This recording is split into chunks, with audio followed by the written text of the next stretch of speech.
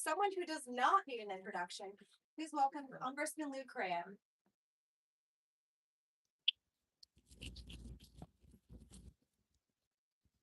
Morning, how are you today? Okay. Before we dive in, do you mind your team sent me your bio and I just wanted to read through it, kind of tell everyone a little bit about you. Do you mind? I tell them a little bit about me. You can do it if you want. Yeah. Grew up in Anaheim. Went to Cal State Fullerton, UCLA. For the last 25 years, I lived in Santa Ana. So I represent Anaheim, Santa Ana, Orange. Now, so like 90% of Orange. Uh, never lived in Orange, but like I've told you before, I did date a girl from Orange. I got all bases covered. Um, I feel like this morning my worlds are crashing into each other. See a lot of friends. Rick, Anaheim PD from 20 years ago, that beautiful picture of you and your wife and my spouse together. And then my brother and his spouse Diana, who shocked me. I didn't know they were gonna be here. So I have to be nice and honestly to everybody but you. But beyond that, I've gotten politics since like 1998. Accidentally got into this. Shouldn't have, but I did. You know, I was talking to this young lady right now about what she wanted to do. She said she wants to practice law. When I meet young people, I ask them, what do you want to do? Then I pull back and say, no, the real question is, what's your passion in life? What is it that you can wake up in the morning and say, I can't get to work. I can't wait to do the following. When you find that, then you know you're on your way to being happy the rest of your life. I thought I was going to be a banker. I was a banker for about a decade after law school, business school. And then I accidentally volunteered for a campaign in 96. And I really got hooked on this stuff. Public service is beautiful. It's wonderful. It's a lot of work. People don't realize time, the energy. But it's a great, great job. I go off on this tangent because how am I doing this morning? I said, okay, flying back from Washington, is it Friday or Thursday? One of the 2 days. I'm getting home. Thought this weekend's a holiday. I'm going to have time to enjoy a couple of barbecues. And as soon as I landed, LA actually said, we've got a problem at Garden Grove. So instead of going all the way down to 405, I made a hard left at Lincoln, got to Los Alamitos, and this nightmare started. Thank goodness, I think it'll be over today. But as an elected official, I think you make your job what you make of it. Not every elected was there. Not everybody was there at the shelters. Not everybody was there taking casework from people that needed help. One person got their wallet stolen at the shelter. They didn't know what to do. Other people with disabilities needed help. And so you just take in that casework and begin to address it. You don't hand it to your staff, or you just take down the work and begin to make phone calls. Some people may not like that. I love it. I like to thrive in that environment. How to fix things for people. And today, as a member of Congress, I keep doing that. A lot of the work I do is done federal, but whatever people need help with, that's what I do. We're so appreciative for doing that. Thank you. Welcome again. I know I mentioned I wanted to start with the chat about Garden Grove, and so if you don't mind, and we saw that you were there throughout the weekend, like I said, you landed and pretty much went straight there. Is there anything you can share with us about that incident? I know it's in Garden Grove, but the air is everywhere. So I know there was some concern from other cities such as Orange about the air and the pollution. So The actual event is, you've all have read about it. What happened? It was an aerospace company that's been there since about 60 or 70 years. And in those days, for you that are old enough to remember, those were all dairy farms. It was very little, if at all, residential development in that area. Today, of course, one of the most densely populated areas probably in California. what happened was that this aerospace company, they have 3 tanks. Each tank holds about 8,000 gallons of this highly toxic stuff that is used to build the cockpits on fighter jets. I guess it's the glass. It's not really glass. It's the stuff that makes that canopy and other parts. It's probably the only company in the world that makes the parts for the F-16s, F-34s, F-35s. And so they've been doing this for a long time, but excuse me, apparently one of the valves went bad, and the valves are needed to circulate this toxic to keep it cold. It stays cold, it stays liquid. Once it starts heating up, it can explode, it expands. And one of the valves went bad. The backup valve went bad. So this stuff was trapped in a tank, overheating, and it promised to become a huge 8,000-gallon hand grenade. The company were actually the ones that called in all the authorities, say we've got a problem. This thing is going to blow, and they gave us 2 options. It's going to blow like never seen, major fireball here with a plume of toxics that's going to hit this whole area. Or option B, it crack open and all the toxics will go down into the ground, go into the aquifer, which is also not a good option. So since Friday, everybody's been working on Plan C. Nobody knew what Plan C was. Feds, state, locals, Silicon Valley got involved. People from around the world are trying to call in, trying to figure out what the solution was. And so from Friday, everybody was sitting on pins and needles. If the temperatures would have got to 90 degrees, you would have had an explosion. They got up to 100 degrees. And firefighters are trying to cool those tanks down with water, 1,200 gallons a minute. Wow, we kept that going for 3 days. No spills, so no environmental hazard. And finally, Saturday night, firefighters putting their lives at risk went in to do a real close physical inspection, saw that they're actually going to crack in the tank. The crack was good because it started to release a lot of the pressure, and we went from DEFCON 4 to better situation. Yesterday, the evacuation area was reduced by 65%, so 35% still had to stay away, but people started coming back. I'm heading out there today in about an hour to see the latest, but today I think maybe this thing will be over. That's what actually happened the last 4 or 5 days. The bigger question for all of us as a community is why is this stuff in our backyard? Why our city of Orange may have one of these facilities? We don't know.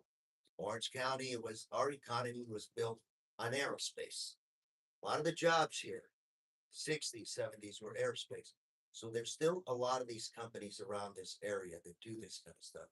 And it's my information that this toxic kind of activity is still going on in that area. So as a public policy question is, do you permit it? Under what circumstances, or do you not? And that's the questions we're going to have to ask. The other questions will be, what are the economic losses? But what is the safety issue? And an even bigger issue that'll dovetail into this argument is AI. Is artificial intelligence also safe? There's been a lot of discussion that the electricity it consumes is going to raise your rates, the water it consumes. So a lot of different issues that are going to be part of this discussion. What's safe in our community? What's not? Those are decisions we have to make moving forward. I know my good friend Todd Spitzer, the DA, is on this thing. I have heard that there were some citations of this company for a lot of violations of I don't know what.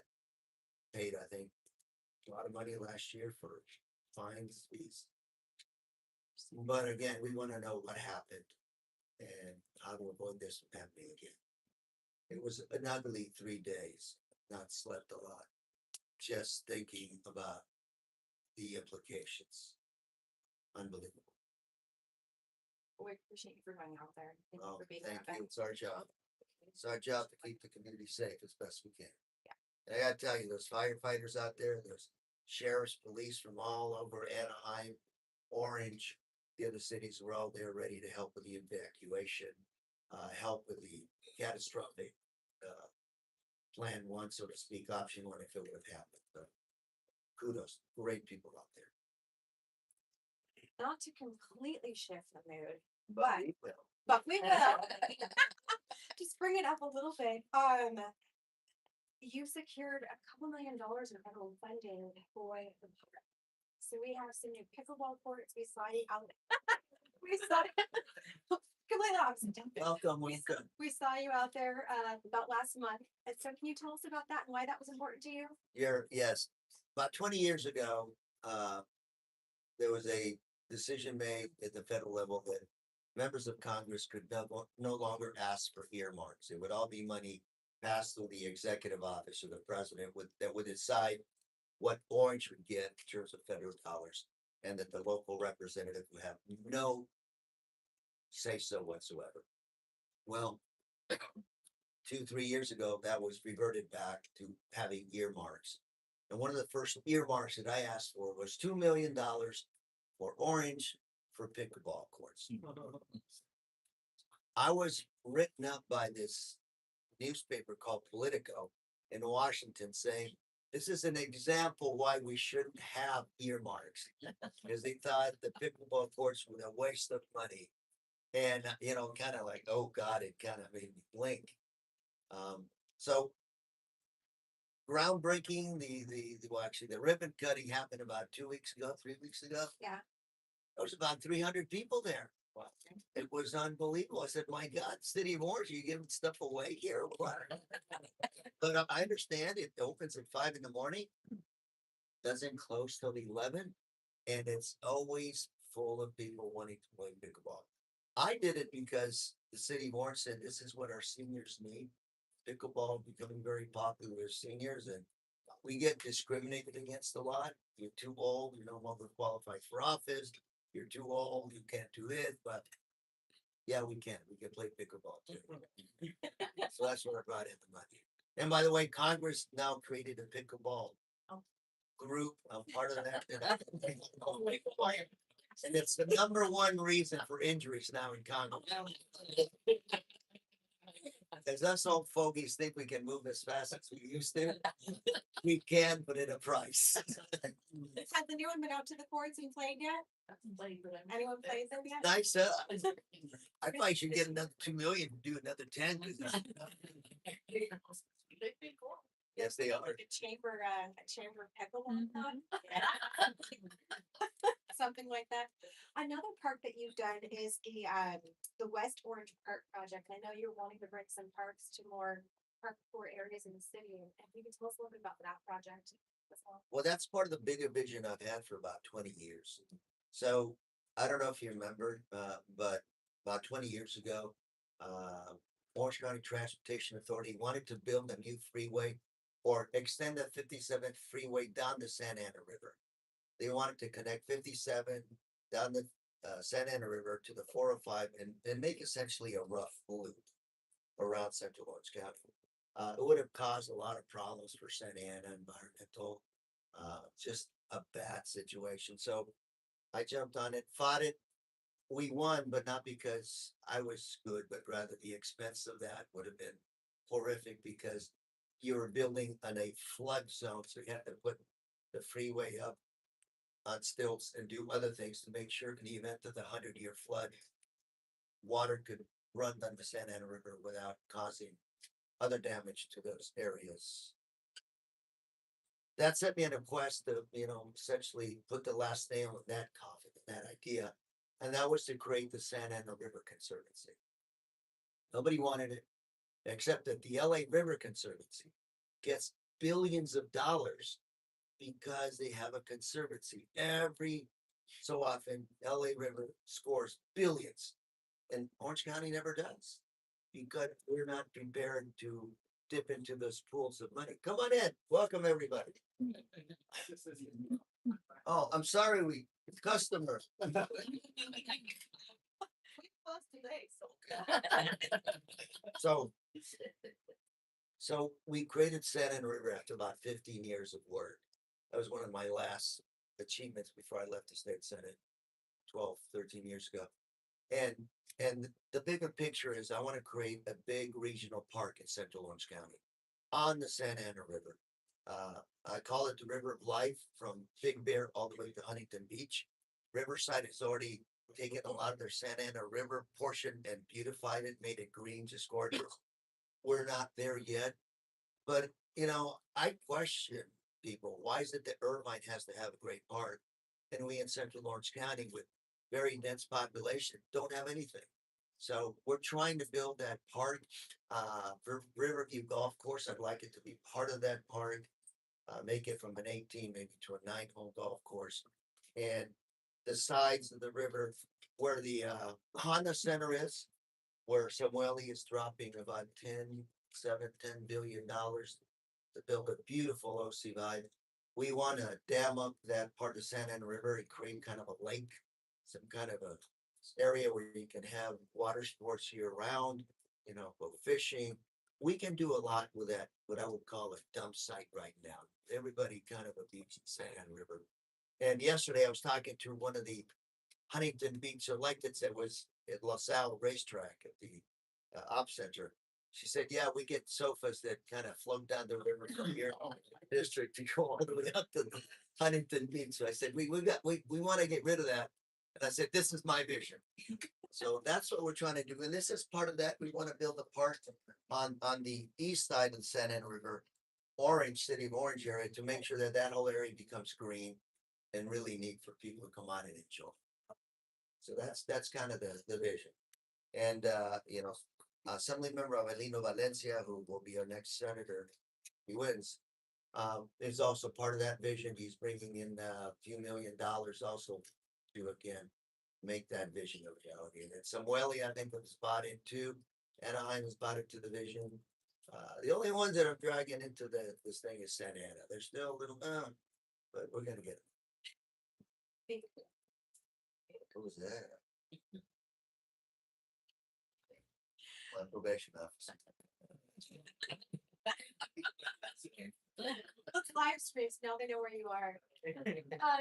So safety is really important to us here in the city of Orange. I know that you've also brought in about $1 million for a real-time crime center. If you can tell us about that and why policing is so important and an important part of your. Well, you know, safe streets is important to all of us. Whether it's, you know, our grandfathers, us at our age, walking down the street at night, we want to make sure that we don't get, you know, hurt. Disneyland, tourism. You have one unfortunate situation that'll drive tourists away for years. So we'll make sure we have safe streets. The definition of safe streets, how we keep people safe, is evolving with technology. Real time drones. Okay. Yesterday, the last 2 days, drones were used very effectively by the sheriff and the Orange County Fire to monitor those potentially exploding things by bringing in drones with temperature readers, bringing in drones to observe those tanks to make sure everything was fine. Moving forward, I think we could do more with technology in real time basis. We have helicopters, but you're around public safety, you know, every time those helicopters lift off from the pad, that's a few $1,000s just to lift the bomb. Very expensive. With drones taking a lot of that observation responsibility from helicopters, you still need some helicopters, but the most of it done by drones. You save a lot, you become much more cost effective. City of Chula Vista is like the leader nationally in drone technology. Chief Kennedy was telling me how they've been able to save lives by having drones. You'll have, for example, officers being called, you know, armed suspect, and then when those officers respond, they're ready to shoot. when the drones are sent to scout out the area, you may find out that that armed suspect has a telephone in their hand. So you've got a different way to approach the situation. And that's exactly what Chief Kennedy was telling me. They saved a lot of lives just by figuring out what was going on. So what I want to do in those real time centers is be able to take the best technology that we have and bring it to bear immediately on our city of Orange and other municipalities. I'm also working with Sheriff Don Barnes, and Don Barnes is always in Washington testifying. We got a real jewel. I sit on Homeland Security, he's always in my committees, and we have a great time doing colloquies, debating, talking, and he's got a lot of good ideas. So one of the ideas we have is taking all of these technologies from all these cities in Orange County and kind of put them into one place. So instead of independent people doing independent things, all the independent agencies coordinate with the sheriff's department for real time technology information sharing. We got FIFA coming in the next 2 months. We had a hearing last week, Intel Committee, my committee, Homeland Committee, to talk about the threats, terrorist threats. My Homeland Security guys were worried about the border, who's coming over the border, what threats are there. And I pulled them back and I said, look, guys, I know what you're talking about, but let's face it, the last few years, like the last decade plus, most of the deaths in the US were not by foreign terrorists. They're by domestic terrorists that, get inspired through the internet to do some real bad things. And so we've got to figure out how to deal with these folks even more than the guys that, coming from other countries. So bottom line is we need real time information, being able to keep with this stuff on a real time basis. And that's going to take all of us working together. And I know one of your top priorities in Congress has also been advancing psychedelic assisted therapies for veterans. I'm like, that's going to be a mouthful about psychedelic assisted therapies. And so, in your words, because there's a lot of things that go around with that, and I've kind of studied it, looked at all your notes and some newsletters. But can you tell everyone here what that is and what that means to you? Sure. Yesterday we celebrated Memorial Day. Okay. Come on in. Welcome. The coffee's still warm. Hi. No, they're closed today for breakfast. Gracias. Sorry. Memorial Day. People made the ultimate sacrifice. Soldiers have made the ultimate sacrifice in this country. But there are still people that came back from the theater of war with invisible wounds that have not healed, that will die. 20 to 40 veterans commit suicide per day. Okay. Saturday at the in Garden Grove, I met a mother who talked about veterans, and she started crying. She said, my son took his life. He drank himself to death after he came back from war. He couldn't cure him. Is that a suicide? Veteran suicide, or did he drink himself to death? Well, the issue is not that. The issue is fixing, curing them. And we have found that psychedelics, LSD, things that have been made illegal because of the war on drugs, actually cure the stuff. So I have Republican colleagues. I'm the co-chair of the Path Caucus. My other co-chair is a guy named General Jack Bergman. I love Jack, 3-star Marine General from Michigan. And so we're both trying to advance acceptance of psychedelics to treat mental health. Right now, there's a waiting line of veterans paying $5,000 to $12,000 for treatment to get treated by psychedelics in Tijuana, Mexico, because it's illegal in the US. So we're shipping our veterans to Mexico to get treated, to get cured, because we haven't got our act together yet. I'm happy to say that about 5 weeks ago, President Trump signed an executive order pushing forward the study of psychedelics, pushing forward the treatment of mental illness with psychedelics. appreciate it. I sent him a thank you letter. I said, thank you. We finally agree on something. Um, but this is one of my colleagues, Congressman Latrell from Texas. He's become a very good friend of mine. He's about 6'4". He's a Navy SEAL. Don't want to beat him in a dark alley. He told me he was ready to take his life, and he went to Mexico and he got cured, and now he's the biggest advocate, and this is what he wants to do to see happen. We had a meeting with the FDA folks on this issue. Number two person at the FDA came out and told us good news. We're advancing. We're ready to do more studies. Latrell almost got up and punched this person, except it was a lady, so we didn't punch her. Said, you've been talking to us about studies for 5 years, and we have people committing suicide on a daily basis, and you wanted to study the issue some more. So President Trump stepping in the middle of this was good.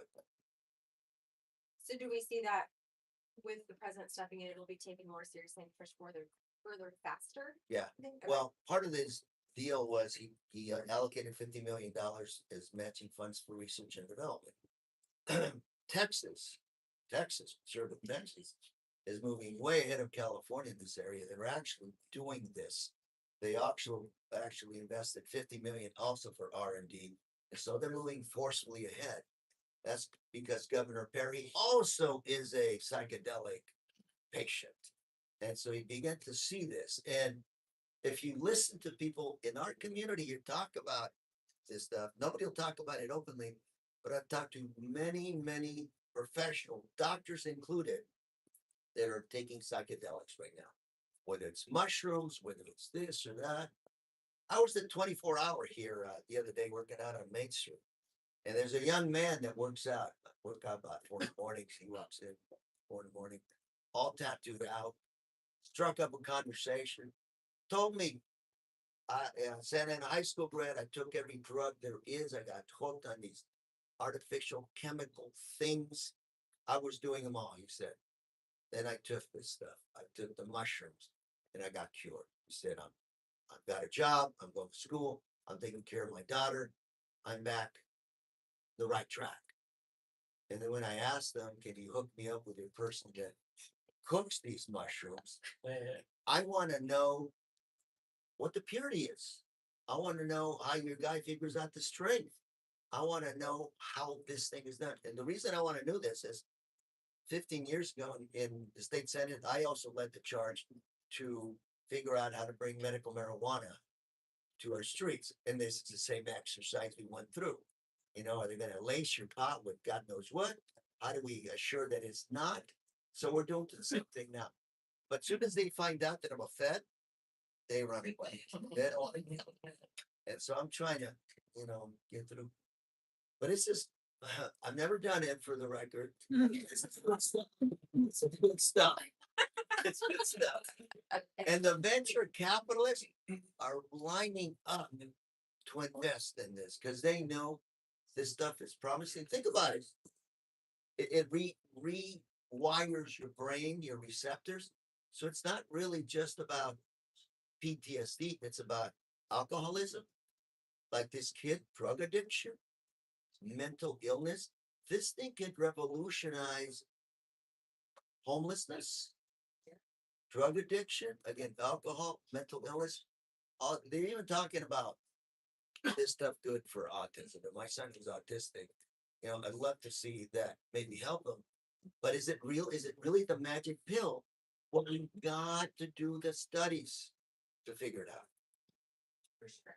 Yeah, it Absolutely. seems like it's just from like some of the things I've seen you do on YouTube and things like that, like really pairing therapy with that. So it's not people out just taking these mushrooms. They're like pairing it with. And there's a buck to be made. Somebody's gonna sink that buck. Right. Come hell or high water. And that's what I'm afraid of. Right.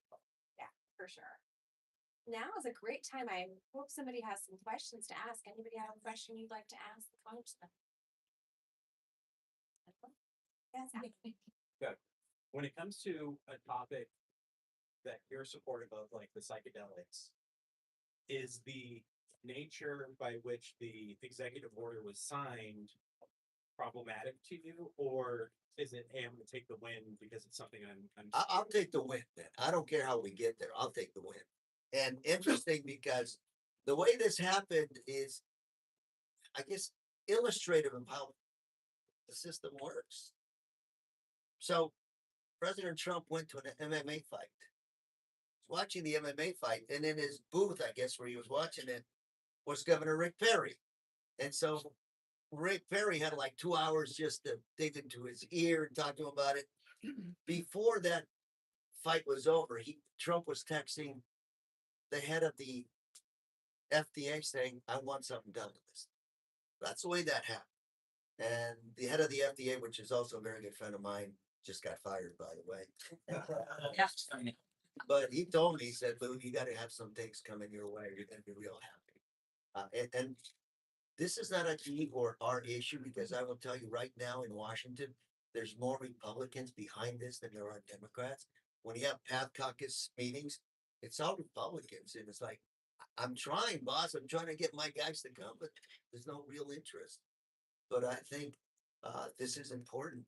And this also has a bigger connotation, which is the war on drugs. Okay. That was, in my opinion, based on politics and not science. And now we're going back and trying to address this whole thing sooner rather than better. It's good. But I'll take the win, man. Thank you, President Trump. I saw Rachel. Is there another? Sure. Yeah. I'll ask a question about the implementation of HR1, Congressman. Some of us in the healthcare community are getting a little concerned about what that is going to look like for implementation on the ground, social services agency locally, and then us healthcare providers in the hospital space. Have you started hearing from folks about concerns about the implementation of the bill? I have. HR1, the cuts to healthcare were sold as cutting services to undocumented, because it's the undocumented being cut. And nothing could be further from the truth, because undocumented were never eligible for those benefits. They were eligible for state, but not federal. And now American citizens are realizing that, Affordable Care Act subsidies are gone, so your rates are starting to go up. Rural areas, they're starting to have hospitals that are starting to consider on going bankrupt. Look, folks, if you take that kind of money out of the healthcare system, something's going to happen. And a lot of my colleagues were coming out saying, "Oh, it's not going to happen." Not going to mention names, but now they're saying, "Oh, really? Yeah, it's happening." And again, a bigger public policy issue for all of us to talk about is where to spend our money, our national debt. Where are we spending our money? In the last 10 years, our debt has ballooned to $31 trillion. We are now spending more money on paying interest on the debt on anything else. Military, Social Security, Medicare, healthcare. It's the interest on the debt. And got to understand here, folks, 1/3 of our debt is short-term debt, which means you have to refinance it all the time. As interest rates go up, that interest rate on that debt is going to go up, and our servicing is going to go up. And we're going to have those, what I would call the come to Jesus moments here real soon. What's been saving us, the dollar has been the currency of the world. People will buy US denominated bonds because it's the risk-free investment for the world.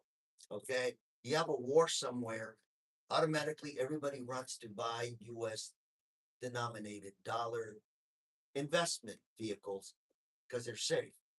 But as other alternatives that begin to, not say good or bad, but as begin a policy of becoming more isolationist and more US, only US, people are going to move away from buying US dollar denominated instruments, which means our ability to carry that debt is going to be eroded.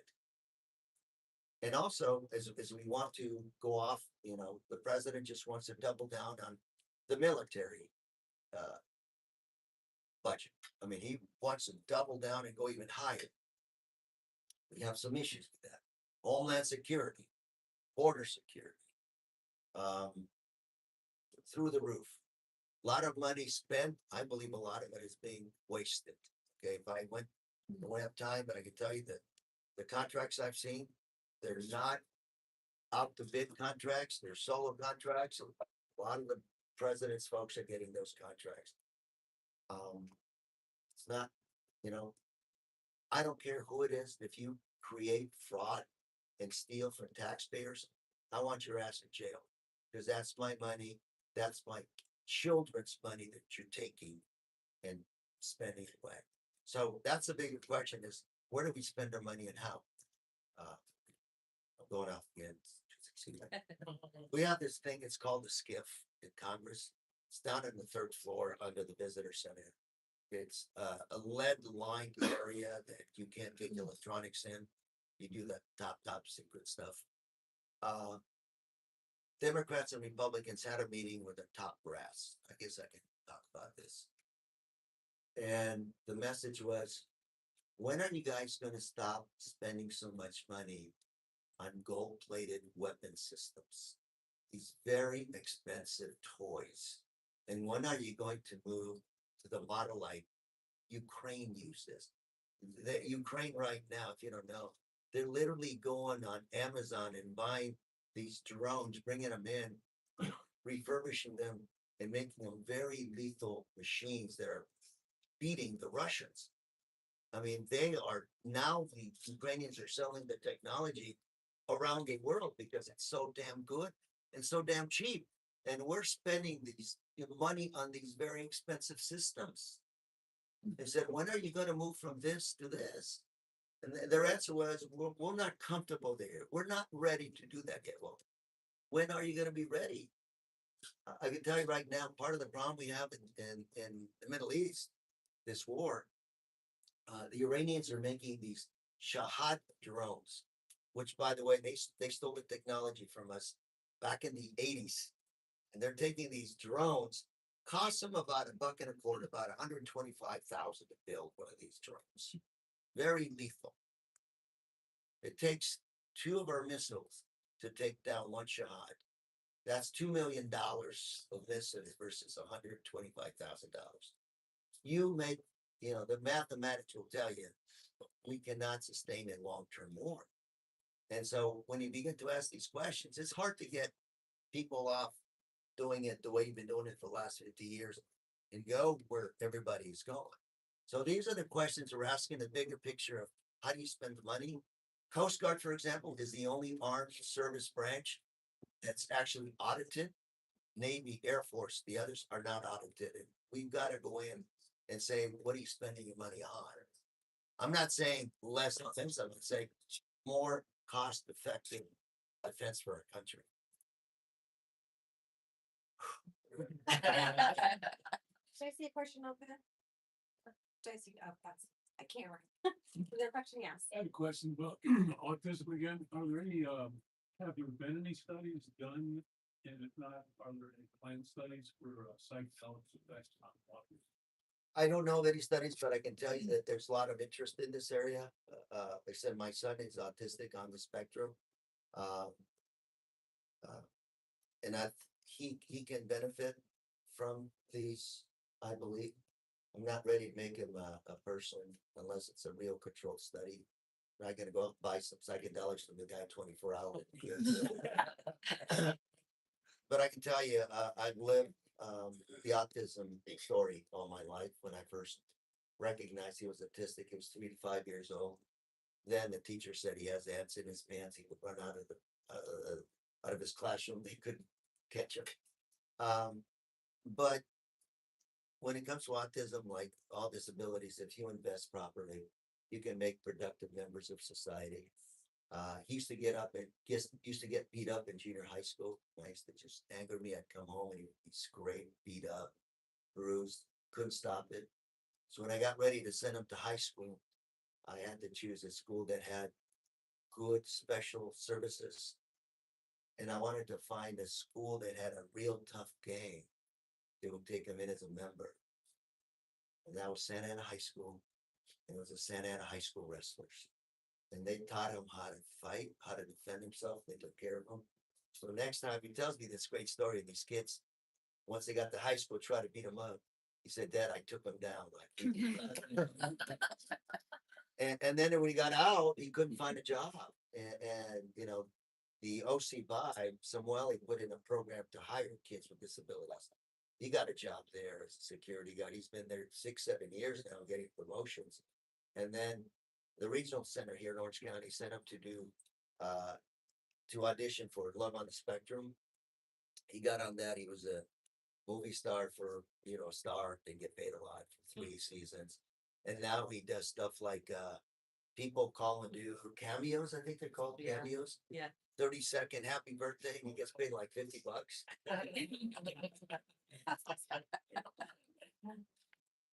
Who would have known? $50 for 30-second. Okay. So we're working on that. We're working on it. Did I see another question over on that side? Okay. I did want to ask you about, you being a ranking member of the Homeland Security Subcommittee on Border Security and Enforcement. So how do you approach the challenge of strengthening border security while also protecting immigrants and refugees? They're one and the same. Okay. Homeland security protection is about protecting American citizens, about protecting our economy, protecting our society. That's what Homeland Security is about. In my opinion, right now, we're not doing that. President got elected and promised to get rid of the worst of the worst. That is not what is going on. I'll give you an example. I got a phone call from 2 police chiefs about 4 months ago. 2 police chiefs, 2 officers that were dreamers, okay, working as police officer dreamers. Their dreamer permit just expired like last month. They had to fire them. Why? Because the administration fired half of the USCIS, and that's the agency that processes the renewal of DACA permits. So instead of from 1 to 2 months to renew it, now it's 6 months. So all these people with these work permits, DACA permits, are getting caught in this limbo. And now they're subject to deportation. They got fired from being an officer. Now you're subject to deportation. And wait a minute, these are not worse and worse. Make it even worse. My argument is this is no longer about undocumented. Okay. This is about creating a national police force with federal powers to police everybody. Okay. ICE has technology to scan your face, facial recognition, connected with another database. So if you're driving down the street, you look at somebody, they take a picture of your face, they'll know where you're going, they'll know where you live instantly. Without a warrant. Without a warrant. And a lot of the fights over not funding TSA, not funding Homeland, were over putting guardrails on this stuff. That's what Democrats wanted. We wanted some guardrails. If you're going to have all this power, all this money to do all these databases, we want to make sure they're not turned on American citizens. That's Homeland. FISA 702. FISA 702 is a program that's been there for a dozen years. Super duper spy machine that the United States has that can record probably every telephone conversation in the world and analyze it. It's supposed to be just focused on foreign terrorists. So if I make a phone call to my buddy in Iran, which I don't have, but if I made a phone call, they can record that. Well, once they determine that Lou is not talking about doing something sinister, they need to eliminate that conversation out of their system. Lou calls somebody in Mexico and they find out that my cousin's not a narco. They should be able to get rid of that too. It's not happening. Okay. For the first time ever, I voted against FISA 702 saying we need guardrails. And the Orange County Register wrote an op-ed and they interviewed me about it, saying, this is out of control. Okay. Homeland, FISA. It's not about undocumented. Now it's about American citizens. And maybe that's what you want. But I don't want people having all this information on American citizens without a warrant. I've asked Homeland Security point blank, are you creating a database on American citizens that has not been that has not been authorized? We haven't talked about this. Are you doing this? And they will answer the question. This is not what this country is supposed to be about. What did Ronald Reagan used to say? He used to say the greatness of this country is that we in this country tell the federal government what you can do. In other countries, the federal government tells its people what they can do. So we're about limiting federal government, and now it's turning the upside down. Did I answer that question? Yes. Well, we're a few minutes to 9, so I wanted just to keep everyone's time in mind. But do you have any final last words for the business community before I head into a couple announcements? Yes. First of all, thank you for your time today. Remember that all politics is local. We get caught up in the real snazzy stuff in Washington, exciting stuff. But what's important is Main Street. What's important is all of you and making sure you have a voice in Washington. And frankly, that's what I love about this job. Whatever level of government that I've served, what I love the most is hanging out with all of you. Not only the parades, but going to the local coffee shop, being in places like this is what it's all about. And so I thank you for the opportunity to be here. Keep me informed. Now, under Prop 50, I take in probably what 95% of Orange now is I'm honored to represent almost all of Orange now. It's going to be a lot of fun. And I look forward to learning more about you, meeting you. It's been a couple of months since Prop 50, but I've just been wrapped up that I haven't had the time to come on and hang out with you more and find out what it is that you're feeling, what it is that you think I should be doing as your representative at the federal level. Ultimately, it's what we do at this level that affects all of us that we really care about. All that stuff up there is gobbledygook. I mean, it's a lot of fights, a lot of stuff. But I gotta say, 70-80% of us up there are actually working across the aisle. We sit down and work, whether it's ADA losses, American Disabilities Act lawsuits, trying to, every time this place here, somebody walks in, sues her because her toilet is 1 inch off. It should be, or the stripes out there on the disability parking are 2 inches off. Those lawsuits happen all the time. We're working on those. Every time somebody goes on the internet, looks on your, webpage and somebody sues you because it's not ADA compliant. Well, there are no rules for ADA compliance. So anything you do is going to be not compliant because there's no compliance laws. So that's what we're trying to do. I'm not saying be non-compliant. I'm saying give the merchants a set of rules so they know how to comply, or give them time to fix the problem before you sue them and take them out for 10 grand. Small business person, you take 10,000 out of their pocket. That's gonna hurt because that's who we all are. Small folks, small businesses. Finally, I love Chapman, and I represent all of Chapman University. Yes, I'm going to work with you more to bring in some federal resources for your research and development stuff. I love what you do, and I'm just happy here. I've lived here. I'm afraid to say it. More than 60 years of my life. But I love it. And a long time ago, when I became a banker, I thought I'd find some paradise, some part of the world somewhere to live. And what I found out was there's no place like home. And this is the best place in the world to live. Bar none. Thank you very much. Thank you.